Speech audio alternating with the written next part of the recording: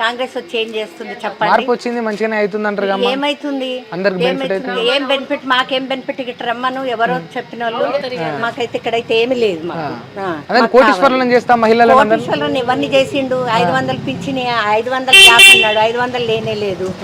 మన పింఛని అన్నాడు, పింఛని లేనే లేదు. ఇండ్లు అన్నాడు, ఇండ్లు లేనే లేదు. కిరాయి ఇండ్లలో ఉంటున్నాం మేము. మాకు ఎవరికి ఏం చేసిండు చెప్పండి? బంగారం కూడా రాలేదు. బంగారం ఎవరికి ఇచ్చిండు? ఇచ్చిన వాళ్ళని రమ్మనండి, దానికి ప్రూఫ్ ఉంటది కదా. ఏమి లేదు మాకైతే. మళ్ళీ మేము కాంగ్రెస్ కోట్ ఎందుకు వేయాలి?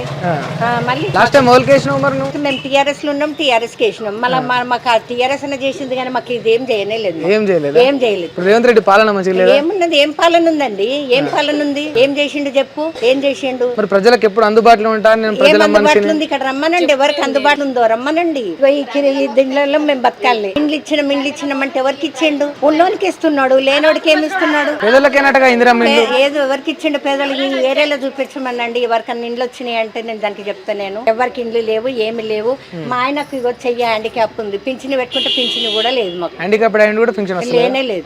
చేసుకున్న అప్లై కూడా చేసుకున్నాం. కళ్యాణ పథకం కూడా పెట్టుకున్నాం, అది కూడా లేనే లేదు. మళ్ళీ ఎవరికి చేసిండు? చేసినానంటే